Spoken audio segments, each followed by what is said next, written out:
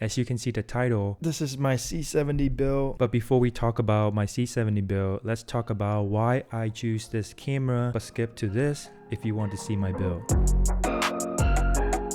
The reason why I choose this camera is because it fit my need. I want to use it for commercial, corporate, and weddings work, but I know what are you thinking. Why not the Sony FX6 or an A7S III? In my opinion, those cameras are great, and I wish that Canon implements some of those features from the Sony, like dual native ISO, variable electronic ND filter, better autofocus. With Sony autofocus, at this point, it's kind of beat Canon's camera, but I like to pull my own focus anyway. I like my C70 because it can record up to 12-bit RAW internally with a smaller file size. It has more dynamic range than the FX6, maybe by one stop. It doesn't sound much, right? But one stop means that double the information in an image. It has a built-in mini XLR, but with an FX6, you need their dedicated top handle to have 2 XLR out. Having an XLR on the camera body like this means that you can have it stripped down for gimbal without any audio's compromise. That's the key. This is a minor one, power consumption. Not a big deal, but there's still a slight differences. C70 draws slightly less power at 14.6 watt compared to 18 watt on the Sony FX6. With a single Canon PPA 30 battery, it could run my C70 up to 3 hours. If you do the math, C70 draw at 14.6 watt and this battery draw at 45 watt, so 3 hours. You can apply this build to any other cameras on the market. There are 3 things that you want to keep in mind when building any cameras. You don't want it to tip in the front, to the right, or to the left. My top handle can distribute those weight, and we will get to it in a second. So that it put less stress on your wrist, you don't have to fight against the camera body. You want it to be level no matter how you hold it. Stability. No matter where you put it down, it needs to stay. That's when this guy come into play. It has 4 rubber feet underneath of it, so you can put it down and let it go. I don't have to worry about it tipping over. The build has to be ergonomic and comfortable to hold for a long period of time. Ergonomic, functional, comfortable. Alright, let's strip it down.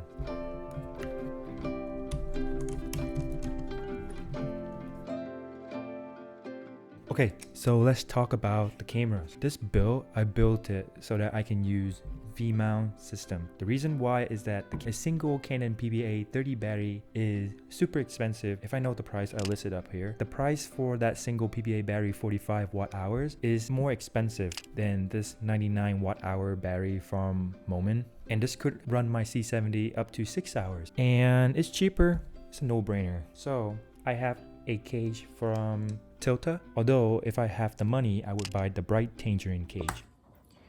So let me clarify that. I do really like the Tilta cage, but one of the reasons why I don't like it is because of the side handle. Let me show you. So if you look on right here, there's a metal part on the C70 side handle. Whenever I hold my camera, that metal part resting against my palm, and for a long period of time it's not going to be very comfortable to use. And on top of that, I don't really need this side handle unless I mount it vertically, but I don't really mount my camera vertical. I would love to get rid of this to reduce the weight, and it's gonna be more comfortable. All right, back to the videos.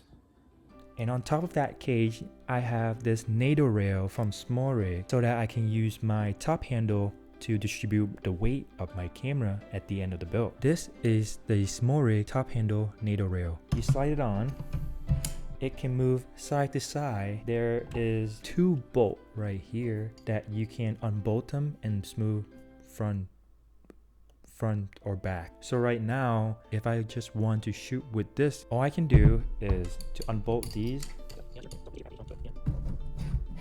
Now it's balanced. On top of that, I have a monitor arm with a 1/4-20 with area locating pin, which stop it from play. And I put this Falcon, I believe it's F22, and I put this on top so that my monitor can remove easily.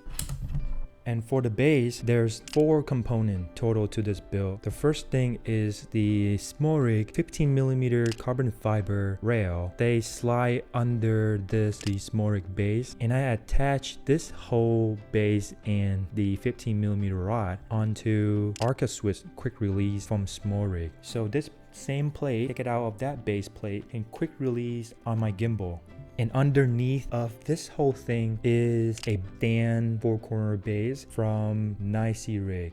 It won't move anywhere. This is a V-mount battery plate from Nicey. 2 built-in D-tab, a USB-C on here right here, and 8-volt DC. And I like it because although my V-mount has 2 D-tab, I like to use it on the plate so that whenever I plug my D-tab in here and I want to change my battery, all I need to do is just quick release this and off my battery a lot easier and quicker. So this thing doesn't come with the Nicey V-mount plate. I have to look online to find this 15mm rod base that connected to Nicey. There's 2/4, 20, and then I just screw it in. So they actually have another version that include this 15mm rod base, but it's just a little bit more expensive than the other one.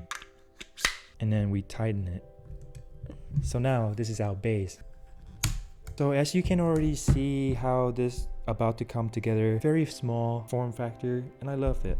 So the microphone that I'm using is the Rode Video Mic NTG5. Very good mic. It's a condenser mic. I believe this is a either cardioid or super cardioid. A lot of people use Sennheiser 416, but for $500, it is a pretty good deal. This is NGT5 mic test, recording to the Zoom H5 at chest level. 1 2 1 2 1 2 1 2. Testing. I bought this mic 2 years ago, and now it's still going for $500. Did not depreciate in value. I have this mic onto the Canon mic holder. It comes with the C70, and I just use it. This cage has a side cold shoe. This has the cold shoes right here that I could just put it on. And this mic just plug into right here, the mini XLR. You got yourself an audio channel on the side here. So this HDMI cable clamp did not come with the C70 cage. What a shame. So I bought this separately, so they don't have this in stock. So you have to request one.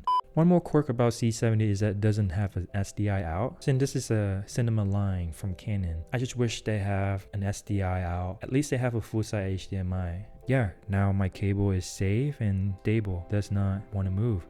The build will not be complete without these 2 cables right here. I can run these D-tab to the front of Atomos Ninja V. It's nice and clean.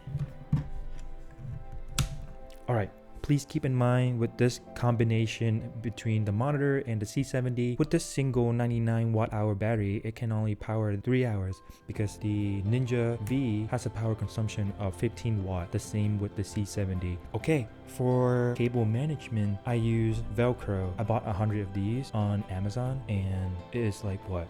$5. Well, and make it more neat.